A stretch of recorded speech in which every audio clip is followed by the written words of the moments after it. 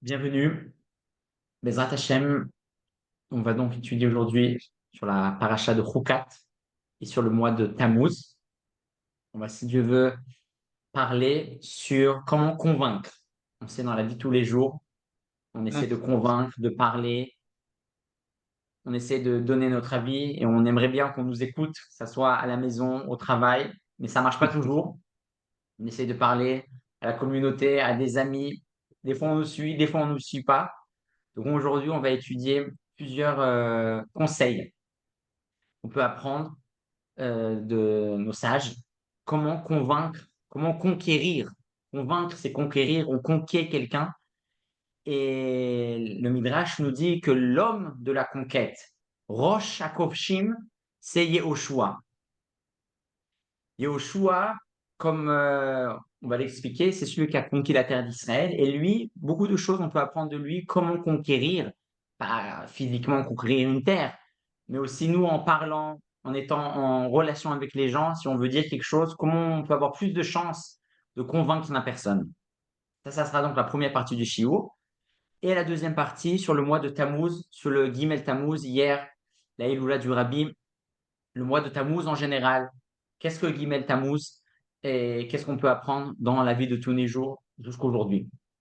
Donc tout d'abord, Yehoshua. Yehoshua, donc, on a dit que c'est l'homme de la conquête. Et pourquoi on va parler de ça aujourd'hui? C'est aussi lié à Gimel Tammuz, qui est la journée d'hier, car le livre Seder Olam, c'est un livre qui a écrit un des Tanaïm, Rabbi Yosef ben Khalafta, qui a écrit toute la chronologie depuis Adam Arishon jusqu'à la destruction du deuxième temple. Les Tanaïm, sinon les maîtres de la Mishnah qui ont vécu dans cette période-là, à la destruction du deuxième temple, un peu avant, un peu après. Donc il a écrit toute une chronologie. Depuis Adam Arishon, chaque année, qu'est-ce qui s'est passé?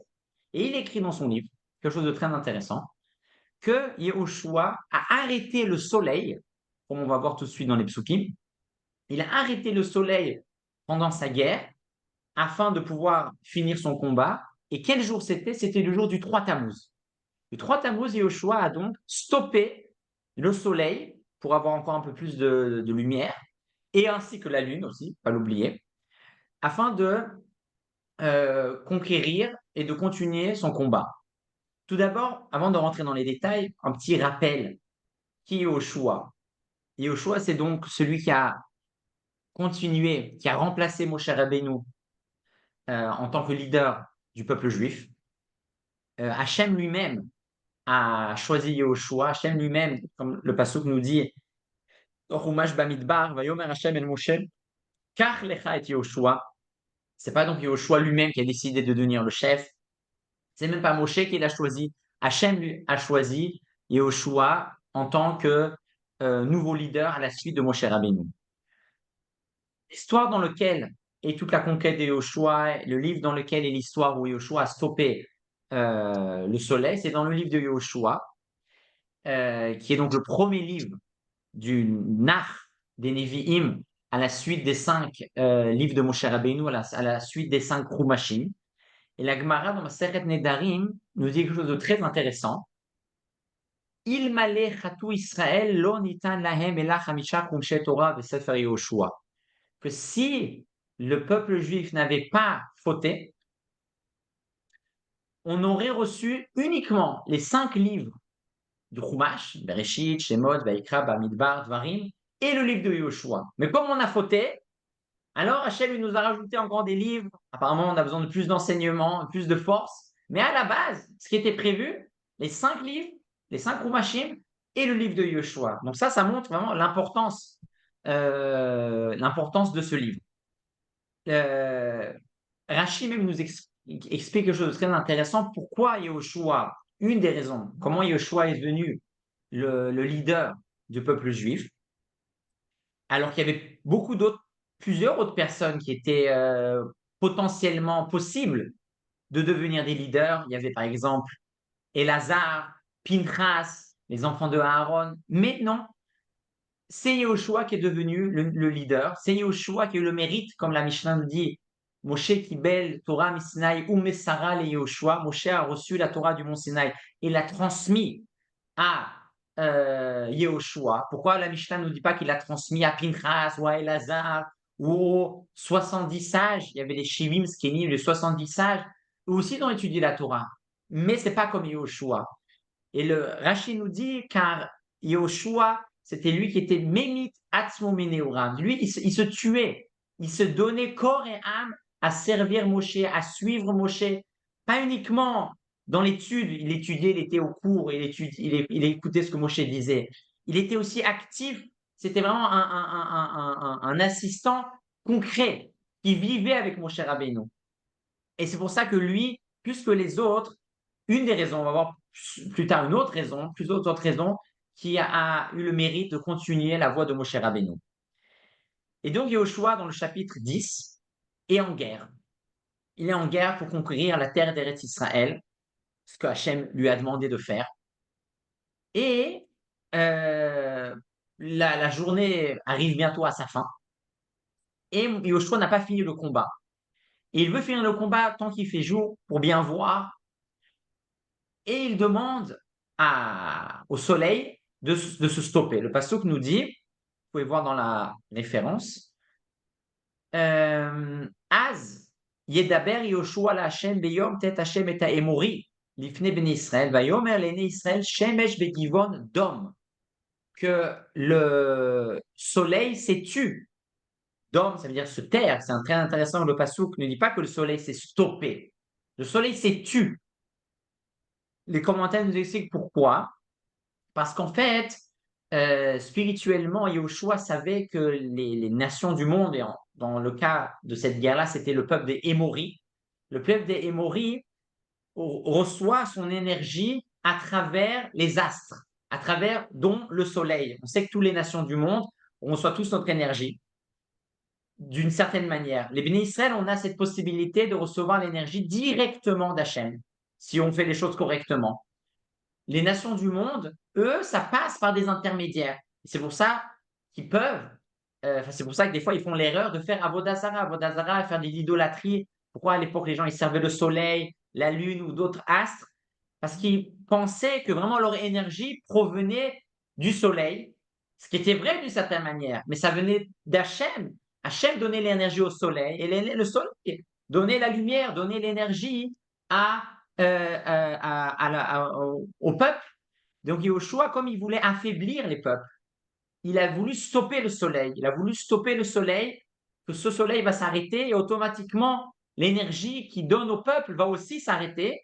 Et à ce moment-là, la guerre sera beaucoup plus simple. C'est comme ça que le rabbi explique ce passage, que Yahushua a stoppé le soleil, pas juste physiquement pour voir qu'il fasse jour, aussi spirituellement. Il a stoppé, il a fermé les robinets d'énergie pour les nations, et à ce moment-là, la guerre a été beaucoup plus facile.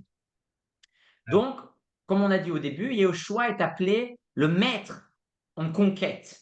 C'est lui Rosh HaKovshim. Et comme la Chassidoute nous le dit tout le temps, les histoires de la Torah, du Tanakh, ne sont pas juste des histoires, des belles histoires pour savoir qu'est-ce qui s'est passé dans le passé. On doit aussi apprendre dans la vie de tous les jours comment des messages concrets. Et Yoshua nous enseigne comment conquérir. Conquérir dans le sens, conquérir l'autre, réussir à convaincre. Je veux donner un message. Je pense que j'ai une certaine vérité. Je veux la transmettre à mes enfants, à mes voisins, à ma famille, à les gens avec qui je travaille. On a tous des idées, une certaine vérité. Si je pense que c'est vrai, je veux la transmettre. C'est le concept d'essayer de convaincre quelqu'un. Si je pense que cette idée est vraie, je vais essayer de le convaincre. Et on voit que c'est pas toujours facile. C'est pas du tout facile de convaincre. Des fois, on a beau parler, on répète avec les enfants à la maison, et encore une fois, ils ne nous écoutent pas. Comment ça se fait? Qu'est-ce qu'il faut faire? Qu'est-ce qu'il faut faire pour réussir à convaincre? Donc, on va apprendre aujourd'hui 7 points, 7 conseils, entre autres de Yehoshua, mais aussi d'autres. Comment être plus fort dans cette force de convaincre, dans cette force de conquérir? Première chose que dit la Chassidoute, on va voir un exemple avec le roi Shlomo. Si je veux réussir à convaincre quelqu'un, je dois, quand je parle, Quand je fais, je dois faire et parler sans intérêt. Si j'essaye de vendre un produit, si j'essaye de vendre une idée, de vendre, même sans argent, de présenter une idée à quelqu'un, mais moi, d'une manière indirecte, j'ai mon intérêt, je veux gagner quelque chose dans ça, ça va être très dur de convaincre. On réussit à convaincre uniquement, surtout, en mettant notre ego, en mettant nos intérêts personnels de côté et en se concentrant au produit, en se concentrant au sujet, en se concentrant à la chose elle-même. Quand je présente la chose de cette manière-là, les personnes vont beaucoup plus facilement accepter ce que je leur dis. Mais si j'ai mon intérêt, les gens, ils vont sentir ça. Et même si ce que je dis, c'est vrai, et même si le produit est magnifique, et même si le concept est le meilleur, si j'ai un intérêt direct ou indirect dans cette histoire-là, ça va être beaucoup plus dur à convaincre. Exemple, on connaît tous, il y a une histoire très connue avec Shlomo Ameler, de deux femmes, chacune disant qu'un certain enfant est le leur. Deux femmes se battent en disant ce bébé c'est le mien, et l'autre femme dit non, ce bébé c'est le mien. Et on sait, chacun dit, il n'y en a qu'une de mère, c'est pas possible, c'est les deux les mères. Shlomo était connu pour être très sage. Et il se présente et on a un problème. Voilà, on a une dispute. Elle dit que c'est son fils. Moi, je suis sûr que c'est le mien. Qu'est-ce qu'on fait? Shlomo était très sage et il dit, j'ai une idée. On va le couper en deux, c'est moitié. Tout de suite, une des femmes dit, non, non, non, non, non, si c'est comme ça, qu'elle le prenne. Shlomo a dit, ah, la première, celle qui a dit cette phrase-là, je sais que c'est elle la vraie mère. La mère qui était prête à donner son fils, juste qu'il reste en vie, elle, elle va plus pouvoir profiter de lui. Il va plus vivre proche d'elle. Et elle a dit, OK, si c'est comme ça, eh ben, je le donne. Qu'il aille vivre avec l'autre femme, ça me dérange pas. Celle qui était prête à ne pas regarder son intérêt, c'est elle la vraie mère.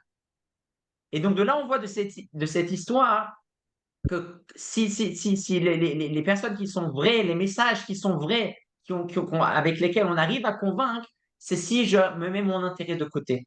Et ça, c'est dans tous les domaines, dans le travail, dans l'éducation, dans tous les domaines. Si c'est pas facile, c'est très dur de mettre notre intérêt, parce qu'on a tous notre ego, on a tous notre personnalité, on a tous nos rêves, mais ça pas comme ça marche. Je dois regarder vraiment la personne elle-même, le sujet elle-même, le présenter sans essayer de gagner quelque chose dans ça.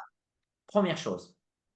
Deuxième chose que la Chassidoute nous explique souvent, la différence entre le niveau, le domaine de la parole et le domaine de la pensée. On sait que quand on essaie de convaincre quelqu'un, on parle, on parle. On ne peut pas convaincre quelqu'un avec la pensée. Mais ce n'est pas pour rien. Il y a une différence entre la pensée et la parole. Il y a plusieurs différences. L'une d'elles, c'est que la pensée, pardon, est très générale. Quand je pense à quelque chose, c'est général. On va pas dans la pensée, on va jamais dans les détails. On peut, plus ou moins, mais ça reste vague. Alors que la parole est très dans les détails. Quand on parle avec quelqu'un, c'est un mot. Ce que je dis, j'ai dit. Ce que j'ai pas dit, j'ai pas dit. Il peut pas la parole, elle a cette force d'aller dans des détails. C'est pour ça qu'on peut parler sans fin. On peut aller dans des détails toujours plus.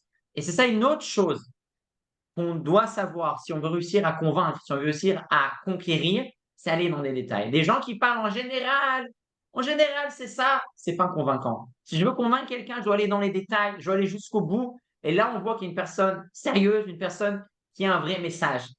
Il y a une histoire très intéressante de Napoléon que j'ai entendue. Napoléon a dit une fois que quand il a entendu que la loi juive parle aussi comment se comporter aux toilettes, il a dit, c'est que ça veut dire que cette loi-là, cette religion-là, cette tradition-là est vraie.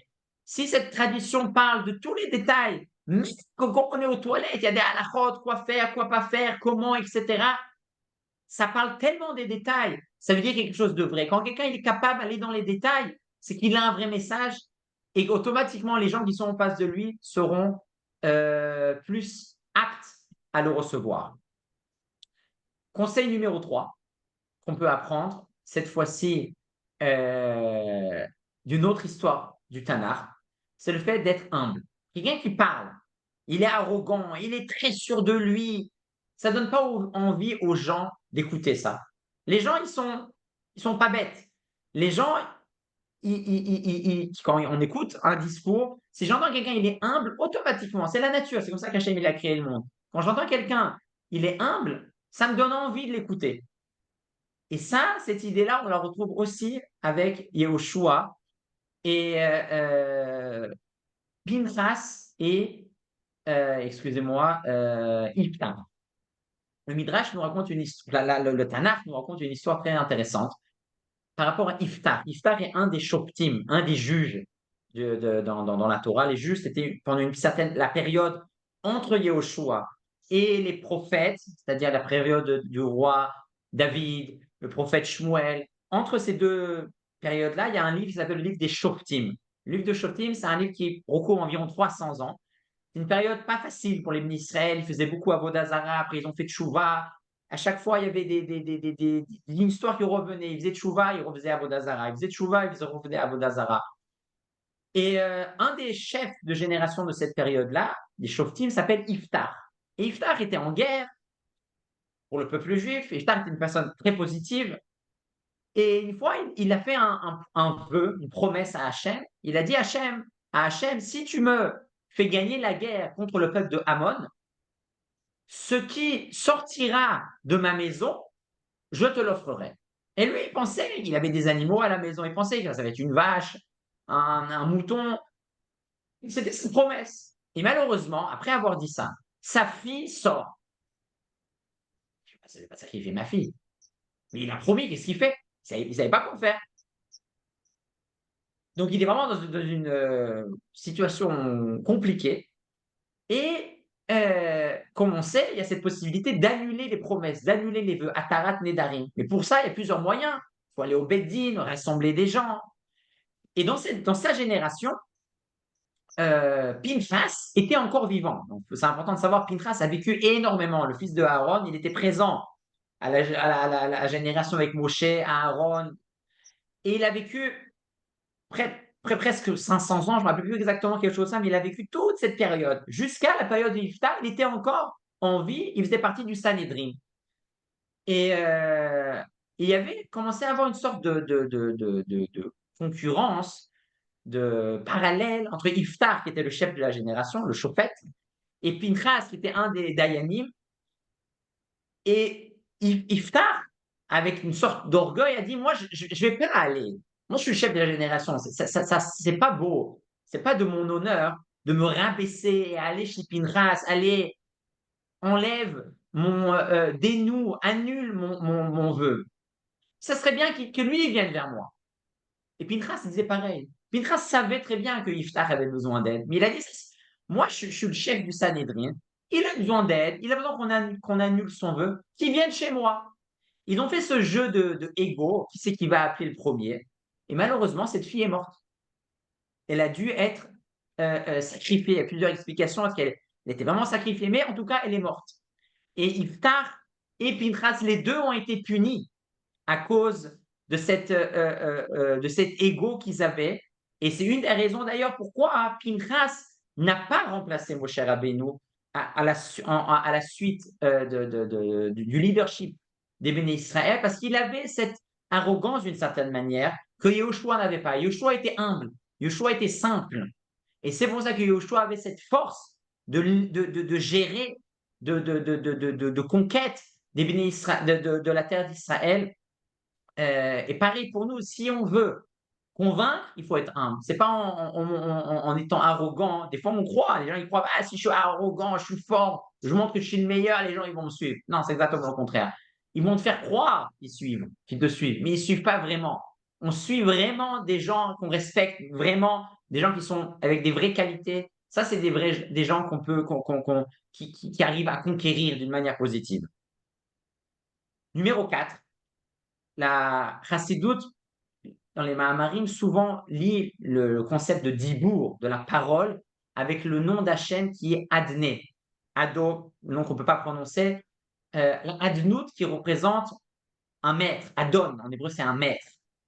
Donc, de cette manière, c'est vrai, d'un côté, il faut être humble, il faut être simple, il ne faut pas montrer trop d'autorité. D'un autre côté, la parole est liée au nom de Adné, nous dit la Chassidoute et la Kabbalah. Alors, il faut être qui est un maître, et tout ce que ça veut dire, un maître, c'est quelque chose de spécial. De là, on apprend aussi quelque chose. C'est vrai, tout en étant humble, si on veut avoir une parole qui convainc, qui persuade, c'est en étant responsable. C'est en étant une personne que quand je dis quelque chose, je le fais. Et les gens qui savent, qui arrivent à respecter ce qu'ils font, c'est des gens qu'en général, quand ils vont parler, on va avoir tendance à les suivre. Mais si je suis quelqu'un que je ne suis pas ce add-on, je ne respecte pas, je ne suis pas un maître de ma parole, les gens ne pourront, même si ce que je dis c'est vrai en l'occurrence, c'est pas forcément lié au message. Encore une fois, tout ce qu'on dit là, c'est pas vraiment lié au message. Des fois, on peut dire quelque chose de vrai, mais si la personne qui le dit n'est pas une personne de qualité, eh ben les gens ils vont pas la suivre. C'est ça qui fait la différence entre les gens qui arrivent à convaincre et les gens qui n'arrivent pas à convaincre. C'est pas uniquement grâce au message qu'on donne. Et c'est ça aussi ce que la Chassidoute explique souvent par rapport au passouk de Shlomo HaMelech dans Kohelet, Ba'asher Dvar Melech Shilton, que la parole d'Hachem, la parole d'un roi est Cholet. Cholet, ça veut dire dominer. Encore une fois, ce passouk nous enseigne quelle est la personne qui va réussir à avoir une parole de roi. Chaque juif est un roi. Chaque juif a une mission à un roi dans son domaine. C'est la personne qui arrive à se dominer. Une personne qui sait se stopper, qui sait se contrôler, qui est un cholette. En hébreu, cholet, c'est vraiment je contrôle. J'arrive à me contrôler, je contrôle mes désirs, je contrôle mes paroles. Je ne suis pas quelqu'un qui dit tout ce que je pense. Je sais m'arrêter quand il faut. Ces personnes-là, quand ils vont parler, ils vont avoir une importance, ils vont avoir un grand impact. Et donc ça, c'est très important à savoir que quand je sais me contrôler dans ma pensée, enfin dans ma pensée aussi, mais surtout dans ma parole et dans mes actions, automatiquement, quand je vais oui parler, je vais avoir une force de persuasion, une force de convaincre beaucoup plus forte. Encore une chose que on peut apprendre dans le domaine de la parole, de convaincre, de persuader. David Ameller, quand il parle de la création du monde, il dit que Bidvar Hashem Shamayim Na'asu. Par la parole d'Hachem, le ciel a été fait. Na'asu, c'est une forme passive. C'est-à-dire, une des choses qui est très importante, quand on veut convaincre quelqu'un, quand on veut transmettre quelque chose à quelqu'un, c'est pas le forcer. C'est le faire d'une manière indirecte. Ça, c'est la meilleure manière. Quand on force les gens, mais vas-y, mais fais ça, mais vas-y, surtout on voit avec les enfants, mais vas-y, jusqu'à qu'on s'énerve, il faut que tu le fasses. Ça ne marche pas comme ça. Nous, on doit dire ce qu'on doit dire. Après, c'est à lui d'être convaincu. Il est convaincu, tant mieux. Il n'est pas convaincu, c'est que ce n'est pas le moment, c'est qu'il sera convaincu peut-être un peu plus tard. Mais au moins, ce qui se passe, c'est vrai, forcer les gens, ça ne marche pas. Et de la manière Hachem, il a créé le monde d'une manière passive. Bidvar Hashem Shamayim Naasu. Même, j'ai entendu une idée très intéressante par rapport à la manière de faire, la différence entre la manière de faire de l'âme divine et l'âme animale. L'âme animale, notre Yetzer Hara, qui nous amène vers les désirs du monde, qui soient interdits, mais des fois même permis quand c'est trop, elle nous force. L'âme animale, elle nous dit, tu dois. Quand le Yetzer il est trop fort, on doit. J'arrive pas à me contrôler. Je dois manger cette chose qui est pas cachée. J'arrive pas à me contrôler. Je dois boire cette chose qui est interdite. Je dois faire cette chose qui est interdite. On est convaincu. Le Yetzer Hara, le mauvais penchant, ne nous convainc pas. Personne n'est convaincu du Yetzer Hara. Le mauvais penchant, il n'a jamais réussi à convaincre quelqu'un. Personne n'est convaincu que voler, c'est bien. Je pense pas. Et pourquoi il y a des gens qui volent? Ils arrivent pas. Ils sont forcés. On est des fois forcés par notre âme animale à faire des choses. Et c'est pour ça d'ailleurs que quand quelqu'un il écoute trop son âme animale, physiquement et psychologiquement, il est fatigué, il est lourd. Parce que qu'est-ce qui se passe avec quelqu'un qui est forcé toute la journée? Et à la fin, il est capote, il est KO.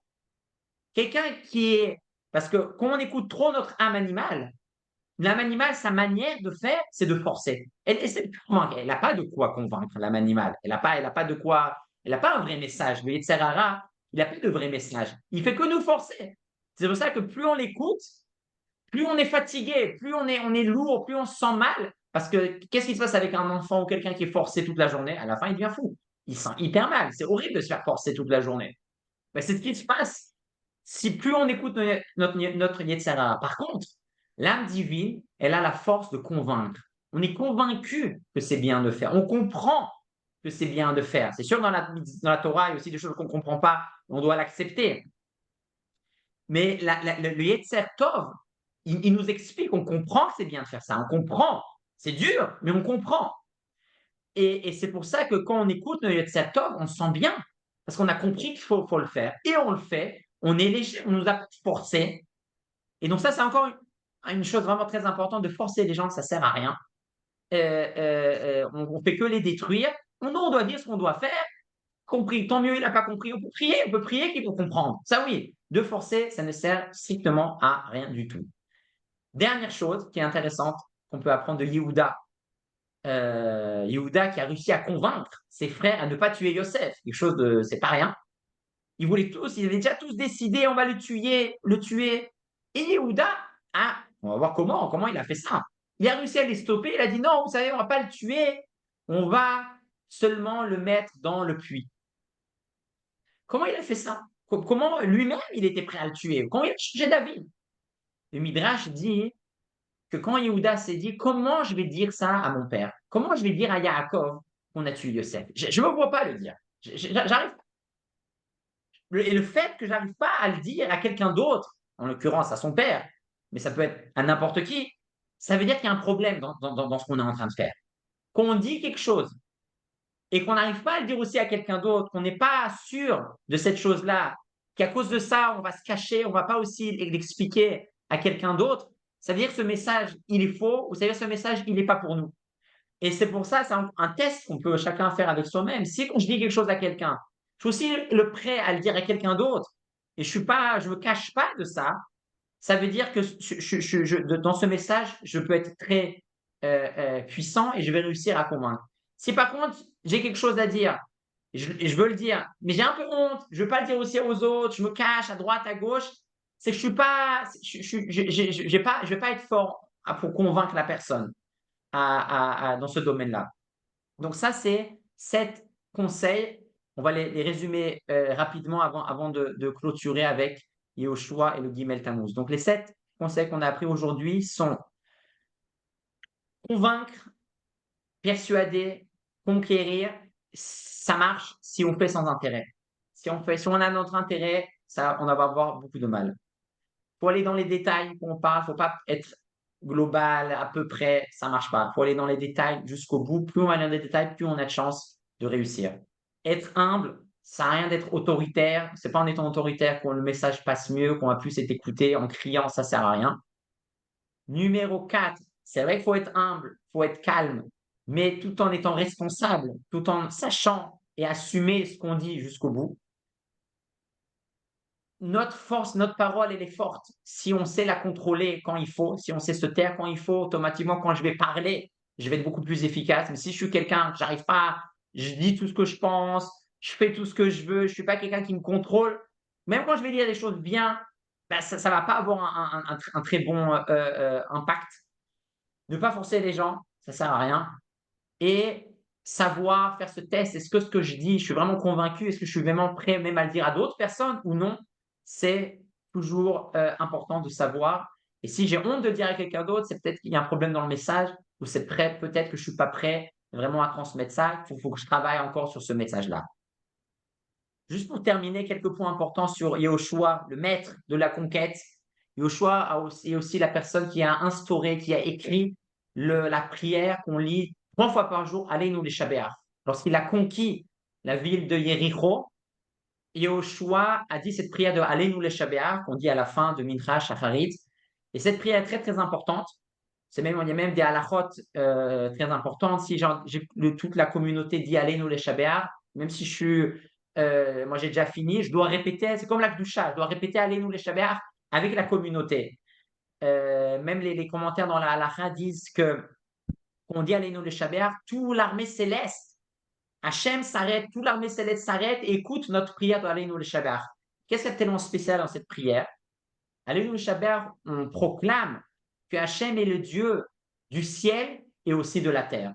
Comme dit les mots, Veyadata ayom hashevot alevavecha ki Hashem haelokim bashamayim mima'al ve'al haaretz mitachat en od. Que Hachem est le Dieu en haut et en bas. Et ça, c'est vraiment le caractère, c'était vraiment la mission de Yoshua. Yoshua, c'était la personne, le tzaddik, qui nous a transféré du désert, où on voyait Hachem tous les jours. On recevait la manne, on buvait l'eau du puits de Myriam, en terre d'Israël, là où il n'y avait plus de miracle. Il fallait travailler pour notre pain. On ne voyait plus Hachem de la même manière. Mais Yoshua, il nous a transmis, il nous a enseigné, sachez, Hachem, il est aussi là-bas. Hachem, il n'est pas que dans le désert, pas que quand il y a les miracles. Même quand il n'y a pas de miracle, Hachem, il est aussi là-bas. Et c'est pour ça que la prière d'Aleinu Shabbat est très, très importante. En gros, quand on prie Aleinu Shabbat, on demande à Hachem de nous aider, de voir Hachem, même là où on ne le voit pas, même là où il n'a pas l'air d'être. Et donc ça, c'est la force de Aleinu Shabbat. Et ça nous ramène à Gimel Tammuz. Le rabbi, pendant plusieurs années, a expliqué l'importance de ce jour-là, de Gimel Tammuz, en l'appelant le début de la délivrance. Car le Gimel Tammuz, c'était la date où son beau-père, le rabbi précédent, qui avait été aussi mis en prison suite à son travail de diffusion de la Torah sous le régime communiste, il avait été mis en prison. Et le 3 Tammuz, on a décidé de le libérer de prison, mais à condition qu'il aille en exil. Donc, ce n'était pas une vraie libération. D'une certaine manière, ça pouvait même être pire. D'après certains avis, l'exil, c'est pire qu'être en prison. Mais bon. Mais finalement, au bout de quelques jours, le 12 et 13 Tammuz, il a été totalement libéré. Le rabbi a dit que rétroactivement, le 3 Tammuz, c'était le début du processus de la rédemption. C'était le début de la délivrance. Et donc ça, c'est un jour très, très important.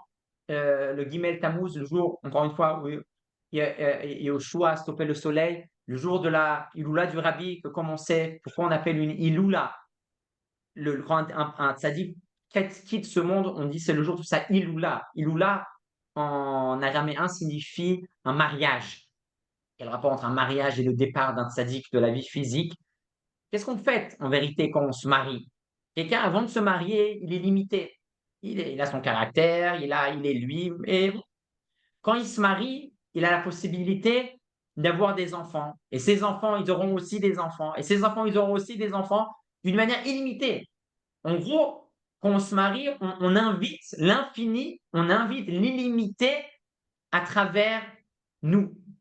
Ça aussi dans notre travail, quelqu'un qui dans la vie de mariage, on est obligé de travailler, on va chercher l'illimité qu'on a en nous. Et pareil, quand un tzaddik quitte ce monde physiquement, il devient aussi illimité jusqu'à, tant qu'il était vivant physiquement, il est limité à son corps. Il parle, il est là, il n'est pas là.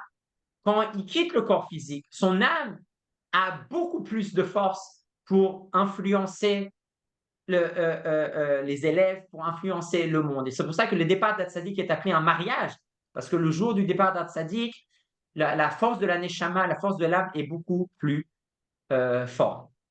Juste pour conclure, un mot du Rabbi par rapport au mois de Tammuz qu'on a commencé depuis cette semaine, que le mois de Tammuz inclut en lui un paradoxe. D'un côté, le mot Tammuz signifie quelque chose de très négatif, une idole. Le prophète Yecheskel nous raconte qu'à l'époque, certaines femmes pleuraient lorsqu'une certaine idole qui est appelée Tammuz disparaissait. Donc Tammuz est une idole, il n'y a pas pire que ça. D'un autre côté, le Rabbi dit, Tammuz provient aussi du mot en hébreu la chaleur. Rachid explique là-bas dans le passage sur Yecheskel que la chaleur, dans sa source, provient d'une chaleur divine, une chaleur positive. Comme David Ameller dit, Shemesh ou Magen Avaye Elohim. Et donc, d'un côté, le mois Tammuz, c'est quelque chose de très négatif, une avodazara, une idole. D'un autre côté, c'est le soleil, c'est quelque chose de très positif. Donc, comment c'est possible? Le Rabbi dit qu'en fait, pendant le mois de Tammuz, qui est le mois le plus chaud de l'année, concrètement, c'est en été, on a des forces très, très puissantes pour pouvoir transformer des choses très, très basses, des choses très négatives. C'est pour ça